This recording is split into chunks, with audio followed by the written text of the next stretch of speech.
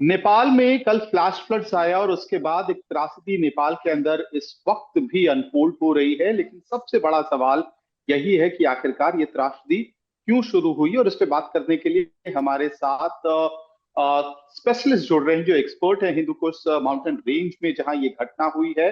IC mode एक संस्थान जो नॉलेज सेंटर है इस पूरे इलाके के हिमालयन रेंज पर नजर रखने के लिए, वहां से डॉक्टर फारूक आजम हमारे साथ हैं, आईआईटी इंदौर में प्रोफेसर हैं। सर आप सर सीधा सवाल यही कि कल जो घटना हुई उसको लेके कई सारे कयास लगाए जा रहे हैं कि आखिरकार वो फ्लैश फ्लड क्यों शुरू हुआ। आप लोग क्योंकि उस पूरे रीजन पे नजर बनाए रखते हैं, आपकी एक्सपर्टीज है, आपके संस्थान के हिसाब से इनिशियल एनालिसिस में क्या निकल के आ रहा है? बहुत बहुत धन्यवाद। अभी जब भी कोई डिजास्टर होता है तो थोड़ा मुश्किल होता है शुरू में एसेस करना कि क्या ट्रिगर्स रहे हैं, क्या कंडीशन है। जो अभी सर्टेन चीजें हैं जो कि कंफर्म हम कह सकते हैं, वो ये है कि ये एक ग्लेशियर कोलैप्स है, और इसको हम समझ सकते हैं कि एक ice and rock mixed mixture का एक एवलांच हुआ है उस वैली में। अब ट्रिगर्स की बात करते हैं तो ट्रिगर हो सकता है कि जो उससे जस्ट पहले बताया जा रहा है कि एक अर्थक्वेक आया है 3.2 मैग्नीट्यूड मैग्नीट्यूड का। सो हो सकता है कि उसने भी इसमें कुछ ट्रिगर किया हो उसको। ऐसा भी हो सकता है कि जैसे ही ये डिजास्टर हुआ है और वो जो मास जो ऊपर से आके नीचे वैली बॉटम में गिरा है, उसने एक लोकली स्केल पर अर्थक्वेक वेव्स जनरेट की हो। तो बहरहाल बात यह है कि अभी जो क्लाइमेट चेंज हो रहा है उस वजह से ऑलरेडी जो ग्लेशियर्स हैं वो बहुत ज्यादा संवेदनशील हो चुके हैं। सो वो उस टिपिंग पॉइंट पे आ चुके हैं कि अगर कुछ भी छोटा मोटा ट्रिगर उनको मिलता है, हैवी रेनफॉल या फिर एक अर्थक्वेक, वो भी काफी होता है उनको एक डिजास्टर स्टार्ट करने के लिए।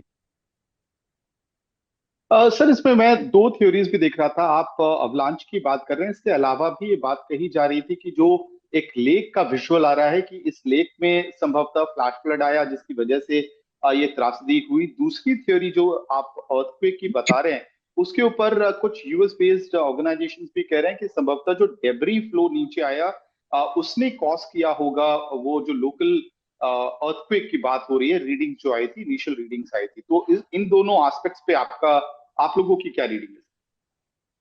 तो देखिए, जैसे मैंने बताया आपको कि ऐसा भी हो सकता है कि अर्थक्वेक ने ये ट्रिगर किया हो त्रासदी, और ऐसा भी हो सकता है कि जो मास नीचे आके वैली बॉटम में हिट किया है उस वजह से भी कुछ सेismic वेव्स जो है वो डेवलप हुई हो। दोनों ही संभावना है। और इसके अलावा जो आप कह रहे हैं कि कुछ वहाँ पे लेक्स हैं, तो ऐसा हो सकता है कि डाउन स्ट्रीम थोड़ा नीचे की आने की तरफ वहाँ पे कुछ लेक्स पॉन्ड्स हों जो आके एक हैजार्ड में जिन्होंने थोड़ा सा सपोर्ट किया हो। बट जो इसका मेन रीजन है वो यही है कि एक ग्लेशियर कोलैप्स हुआ है स्टीप ग्रेडियंट से, कह सकते हैं kind of like hanging glacier. और उस वजह हम्म। से जो मास नीचे आया, हो सकता है कि कैस्केडिंग नेचर का ये लग रहा है कि जो त्रासदी है, जो एक इवेंट होता है वो दूसरे को ट्रिगर करता है, फिर तीसरे को ट्रिगर करता है। तो इस तरह की पूरी पूरी जी। संभावना है कि जो डाउन द वैली जो वहाँ पे पॉन्ड्स हो अ, या लेक्स हो, वो भी इसमें थोड़ा बहुत कंट्रीब्यूट कर रहे हो। डॉक्टर फारूक, क्योंकि आप उस पूरे एरिया को खुद स्टडी कर रहे हो और आपकी अपनी एक्सपर्टीज भी इस बात पे है कि कैसे वहाँ आइस मेल्ट हो रहा है और ग्लेशियर पे किस तरह का खतरा आ रहा है, तो क्या इससे पहले भी कोई आप लोगों की रीडिंग थी, स्टडी थी जिससे इस तरह के अलार्मिंग ट्रेंड्स दिख रहे थे, या आपने अलर्ट किया था? क्योंकि ये मल्टी स्टेट एजेंसी है जिसके साथ आप इस वक्त जुड़े हुए आईसी मोड में। और देखिए, जो हिमालय है वो लगभग 2,500 किलोमीटर लंबी एक माउंटेन रेंज है। तो अब इसको ऑल टुगेदर मॉनिटर करना एक बहुत बहुत बड़ा चैलेंज है। और एक बात तो तय है कि जो पिछले हम एक दशक में देखते हैं खास तौर पे, या फिर कहें कि केदारनाथ डिजास्टर जब हुआ था उस तरह से अगर हम देखते हैं, तो फ्रिक्वेंसी जो है वो बहुत ज्यादा बड़ी है। इस तरह के जो त्रासदी हो रही है वो बहुत ज्यादा जल्दी जल्दी हो रही है अभी।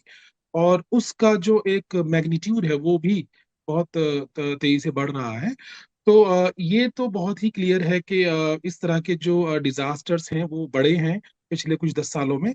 और ऐसी पूरी संभावना है कि ये और ज्यादा बढ़ सकते हैं आने वाले आप वक्त में। इसको क्या आप इसको चमोली के डिजास्टर से भी इक्वेट कर सकते हैं, जिस तरह की घटना इस वक्त नेपाल में हुई है?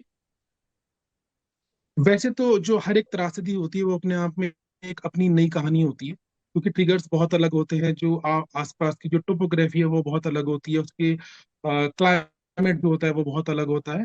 तो लेकिन अगर हम इसको कंपेयर करना चाहते हैं एक इंडियन हिमालयन कॉन्टेक्स्ट में, या जो त्रासदी है भारत में हम देख चुके हैं पहले, तो हम इसको कंपेयर कर सकते हैं प्रोसेस बेस्ड विद चमोली, क्योंकि उसी तरह का कुछ वहां पे भी हुआ था, जहाँ पे एक रॉक एंड आइस एवलांच ने सब कुछ ट्रिगर किया था, और लगभग ऐसा ही यहाँ पे कुछ हुआ है।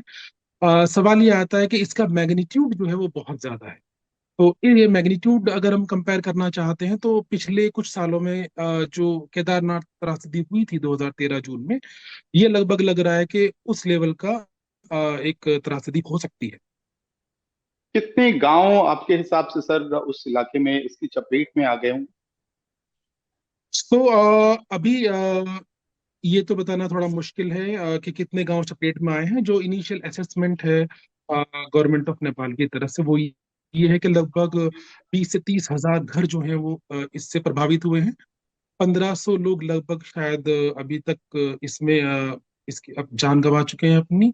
जी। लगभग 60 या 70 ब्रिजेस जो हैं वो डिस्ट्रॉय हो चुके हैं, और इसका इम्पैक्ट जो है वो लगभग 100 किलोमीटर नीचे, अ, जो इसका स्रोत है वहां से 100 किलोमीटर नीचे तक देखा गया है, जहाँ पे कुछ ब्रिजेस भी प्रभावित हुए हैं। सर, हमसे बात करने के लिए बहुत बहुत धन्यवाद। मुझे उम्मीद है कि आने वाले 2-3 दिनों में आईसी बोर्ड इसके एक्चुअल पॉइंट्स को भी संभवतः एनालाइज कर पाएगा। आज तक से बात करने के लिए धन्यवाद।